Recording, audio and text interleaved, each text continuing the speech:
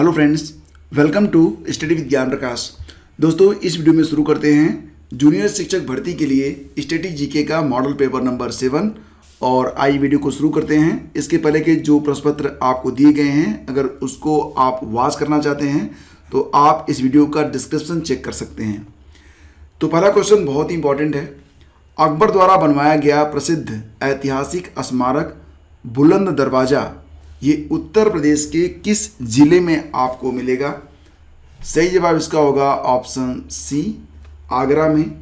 और ये कब बनवाया गया था? तो अकबर ने इसका निर्माण 1602 में करवाया था, 1602 में। ये आपको याद रखना है। अगला क्वेश्चन है, किस सिख गुरु की जयंती गुरु पर्व त्योहार के रूप में मनाई जाती है? प्रश्नों का स्तर जो आज आपको मिलेगा वो मॉडरेट मिलेगा और जो प्रश्न है काफ़ी इम्पॉर्टेंट है। तो देखिए कि कुल मिला के कितनी तैयारी है आपकी। तो जैसा कि आप जानते हैं, गुरु पर्व जो होता है ये गुरु नानक देव जी की जयंती होती है। तो ऑप्शन डी। अब ये जो गुरु पर्व त्यौहार है ये कब मनाया जाता है? तो ये प्रतिवर्ष एक कार्तिक पूर्णिमा के दिन इसे मनाया जाता है। ठीक है, आगे बढ़ते हैं। कौन सा लोक नृत्य हरियाणा राज्य से संबंधित नहीं है? इसमें से एक लोक नृत्य ऐसा है जिसका संबंध हरियाणा से नहीं है। तो हरियाणा में धमाल, खुरिया और झूमर ये हरियाणा के प्रसिद्ध लोक नृत्य हैं। अगर बात करें हम जवारा के बारे में, तो जवारा ये मध्य प्रदेश का लोक नृत्य है। अच्छा, मध्य प्रदेश के कुछ और भी लोक नृत्य हैं जो कि परीक्षाओं में पूछे जाते हैं। तो इसमें एक आता है मटकी। ठीक है, मटकी भी काफ़ी इंपॉर्टेंट है। मटकी के अलावा एक और लोक नृत्य है, इसका नाम है अडा। और एक लोक नृत्य है जिसका नाम है खड़ा नाच। ठीक है, इसके अलावा एक और है, इसका नाम है फूलपति। फूलपति के बाद एक और आता है गिरदा। ठीक है, गिरदा। और एक और है सलाम डोनी। सलाम डोनी।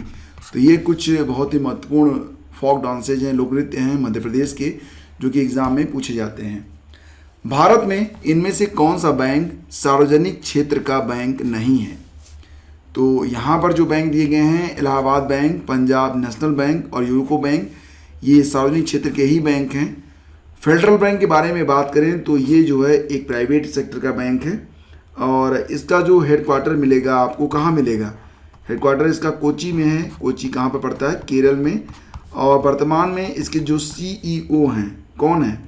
श्याम श्रीनिवासन। क्या नाम है इनका? इनका नाम है श्याम श्रीनिवासन। और ये स्थापित हुआ था 1931 में। सापेक्षता का सिद्धांत, थ्योरी ऑफ रिलेटिविटी, इनमें से किसके द्वारा प्रतिपादित किया गया था? तो बहुत ही आसान प्रश्न है। और ये जो थ्योरी आई थी इसने भौतिकी को दो भागों में बांट दिया। एक तो मॉडर्न फिजिक्स, दूसरा क्लासिकल। क्योंकि ये थ्योरी जब सामने आई तो एक नया कंसेप्ट सामने आया जिसको जो है कहा गया कि यह स्पेस टाइम का कंसेप्ट है। और इस कंसेप्ट के मुताबिक ये हुआ कि इस पूरे ब्रह्मांड में जितने भी ऑब्जेक्ट हैं सबका अपना अपना एक खिंचाव है, मतलब ग्रेविटेशन है। तो उसकी वजह से क्या होता है कि जो समय है उसमें भी कई जगह पर आपको जो है मरोड़ दिखाई देते हैं। तो ये एक बहुत ही गंभीर विषय है, इस पर अभी भी काम चल रहा है और इसको जो है मॉडर्न फिजिक्स के अंतर्गत जो है पढ़ाया जाता है। और ये जो थ्योरी है ये लेके आए थे अल्बर्ट आइंस्टाइन। और ये जो थ्योरी थी इसकी खोज हुई थी कब? 1916 में। ठीक है, इनमें से कौन सा राज्य पालघाट दर्रे से आपस में जुड़े हुए हैं? तो जितने भी दर्रे हैं, तो दर्रों से संबंधित क्वेश्चन आप अक्सर परीक्षाओं में देखेंगे। एक बहुत ही आसान प्रश्न, पालघाट दर्रे से। तो यहाँ पर सही जवाब होगा ऑप्शन बी, केरल और तमिलनाडु। तो केरल में एक स्थान है जिसको आप क्या कहते हैं? कोझिकट कहते हैं। केरल का कोझिकट और तमिलनाडु का जो कोयम्बटूर है, कोयम्बटूर, ये जो है पालघाट दर्रा इन्हीं दोनों स्थानों को जोड़ता है। तो सही जवाब इसका ऑप्शन बी है। हड़प्पा काल का इनमें से कौन सा नगर 3 भागों में विभाजित था? तो बहुत ही अच्छा प्रश्न है ये, वेरी वेरी इंपॉर्टेंट। और इसका सही जवाब है ऑप्शन डी, यानी कि धौलावीरा। तो धौलावीरा जो था ये 3 भाग में बटा हुआ था। धौलावीरा आपको मिलेगा कहाँ पर? तो ये आपको कच्छ में देखने को मिलेगा। कच्छ जो कि कहाँ पर पड़ता है? कच्छ पड़ता है गुजरात में। और ये जो 3 भाग में बांटा गया था उसमें पहला क्या था? एक होता था इसमें दुर्ग भाग, ठीक है, दुर्ग भाग। दूसरा जो भाग था उसे मध्यम नगर कहा जाता था, मध्यम नगर। और इसमें जो तीसरा पार्ट होता था उसे कहा जाता था निचला भाग। तो धौलावीरा 3 भागों में बटा हुआ था, ठीक है। ईस्ट इंडिया कंपनी ने किस वर्ष में कलकत्ता में सुप्रीम कोर्ट यानी सर्वोच्च न्यायालय की स्थापना की थी? तो ये क्वेश्चन भी काफ़ी अच्छा प्रश्न है और इसका सही जवाब होगा 1773 में। तो इन प्रश्नों को आप बिल्कुल रटते हुए आगे बढ़िएगा, ठीक है। 42वें संविधान संशोधन के माध्यम से भारतीय संविधान में कितने मौलिक कर्तव्य सम्मिलित किए गए थे? तो जो 42वां संविधान संशोधन हुआ था ये कब हुआ था? ये हुआ था 1976 में, आप जानते होंगे। और 44वां कब हुआ था? इसके 2 साल के बाद 1978 में, ठीक है। और भारतीय संविधान में कुल 10 मौलिक कर्तव्यों को इसमें शामिल किया गया था। तो सही जवाब इसका ऑप्शन सी है।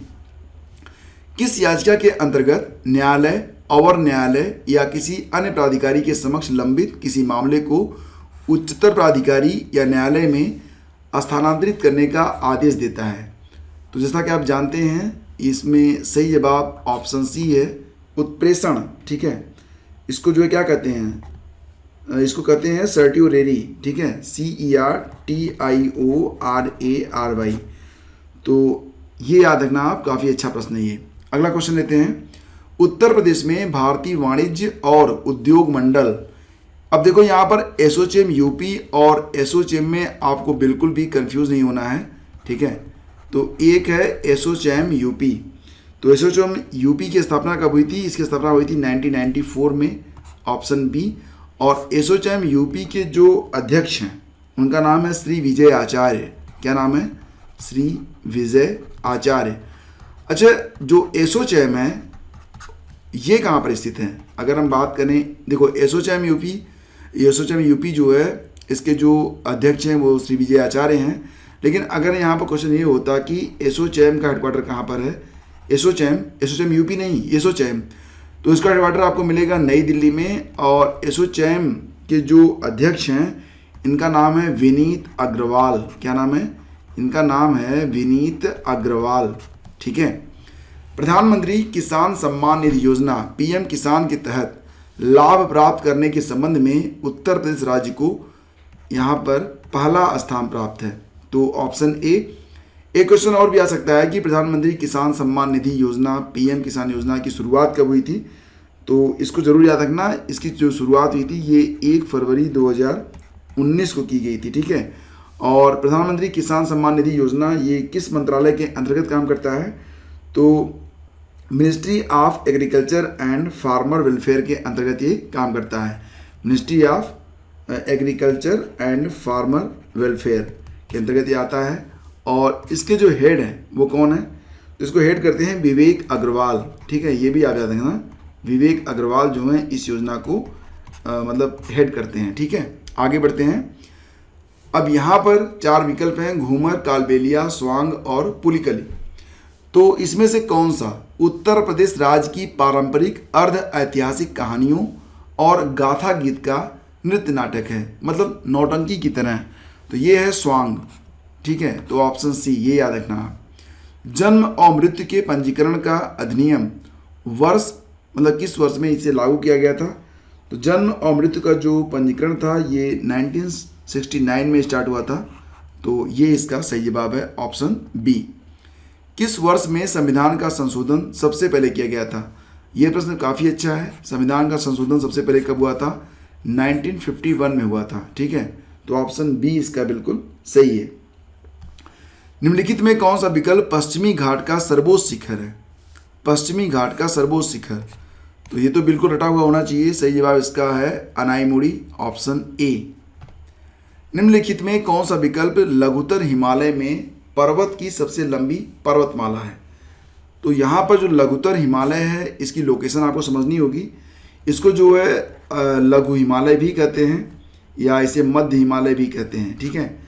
और ये महान हिमालय के दक्षिण में और शिवालिक हिमालय के उत्तर में समांतर रूप से फैला हुआ है। पीर पंजाल श्रेणी लघु हिमालय की सबसे लंबी पर्वतमाला है, तो पीर पंजाल इसका सही जवाब है। लघु हिमालय जो है ये 80 से लेकर 100 किलोमीटर तक ये चौड़ाई इसकी है, काफ़ी अधिक चौड़ाई है, और 1800 से लेकर 3000 मीटर ये ऊंचा भी है। ठीक है। भारत के governor general Lord William Bentinck ने सती प्रथा को समाप्त करने के लिए कब कानून पारित किया था? और इसका सही जवाब क्या होगा? 1829 में, option C. Allan Octavian Hume, इनको जो है आप A.O. ह्यूम के नाम से भी जानते हैं। तो एलन ऑक्टेवियन ह्यूम एक सेवानिवृत्त अंग्रेजी ICS अधिकारी ने किस वर्ष भारतीय राष्ट्रीय संघ की का गठन किया था? तो ये स्थापना हुई थी 1884 में, भारतीय राष्ट्रीय कांग्रेस आगे नाम हुआ इसका।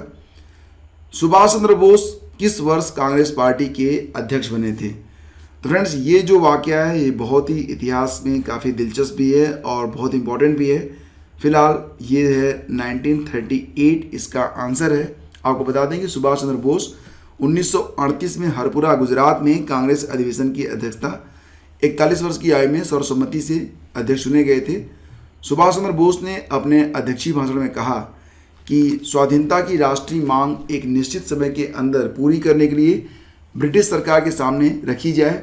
ब्रिटिश सरकार द्वारा निर्धारित अवधि में मांग पूरी नहीं करने पर सविनय अवज्ञा शुरू कर देना चाहिए। कांग्रेस वर्किंग कमेटी ने दक्षिणपंथी जो सदस्य थे उनका बहुमत था। इन्होंने सुभाष बाबू के साथ असहयोग की नीति अपनाई। उन्होंने सुभाष चंद्र बोस जी के साथ उन्होंने सहयोग नहीं किया। अगला कांग्रेस अधिवेशन 1939 में हुआ था त्रिपुरी में, मध्य प्रदेश में, और इसमें सुभाष बाबू पुनः अपने को कांग्रेस अध्यक्ष के लिए इन्होंने पेश किया। सरदार पटेल, राजेंद्र प्रसाद, आचार्य कृपलानी आदि ने उनके निर्णय का विरोध किया। पट्टाभी सीतारमैया को अपना उम्मीदवार घोषित किया। सीतारमैया को गांधी जी का समर्थन भी प्राप्त था। सीतारमैया ने पूर्व मौलाना जो मौलाना आज़ाद थे उनको नामित किया गया, पर उन्होंने अपना फैसला वापस ले लिया था। चुनाव में सुभाष बाबू ने 1377 के मुकाबले 1580 मत लेकर जीत दर्ज किया। उनकी इस जीत पर गांधी जी ने कहा कि यह सीतारमैया से अधिक मेरी हार है। कांग्रेस वर्किंग कमेटी में 14 में से 12 सदस्यों ने इस्तीफा दे दिया था। सिर्फ 2 लोग काम कर रहे थे उसके साथ में। एक तो थे पंडित जवाहरलाल नेहरू, दूसरे थे शरद बाबू। ऐसी परिस्थिति में 29 अप्रैल 1939 में सुभाष चंद्र बोस ने त्याग पत्र दे दिया था। और अब बारी है आज के प्रश्न की। बताइए कि किस वर्ष में ईस्ट इंडिया कंपनी के जहाज़ों ने सूरत के पास स्थित स्वाली एस्चुअरी में पुर्तगालियों को पराजित किया था? ये हैं आपके ऑप्शन। और वीडियो अगर आपको पसंद आ रहा है, आप चाहते हैं कि ये सीरीज़ लगातार चलती रहे, तो आप लोग हमारा थोड़ा सा सहयोग करें। वीडियो को लगातार लाइक और शेयर आप लोग कर दिया करें। शीघ्र ही मिलेंगे हम आपसे एक नए वीडियो में। और इसी के साथ आपको थोड़ा सा बता दें कि करंट अफेयर के लिए अगर आप इसका नोट्स सर्च कर रहे हैं तो नोट्स की PDF आपको मिल जाएगी। इसके लिए आप वीडियो का डिस्क्रिप्शन चेक कर सकते हैं। ये जो क्वेश्चन पेपर आप देख रहे हैं इसकी PDF अगर डाउनलोड करना चाहते हैं तो इसके लिए आप हमारे जो टेलीग्राम चैनल है स्टडी विद ज्ञान प्रकाश पर आ सकते हैं। वहाँ पर आपको जो है इसका सॉल्व पेपर दे दिया जाएगा। Thank you so much. Have a great day. जय हिंद।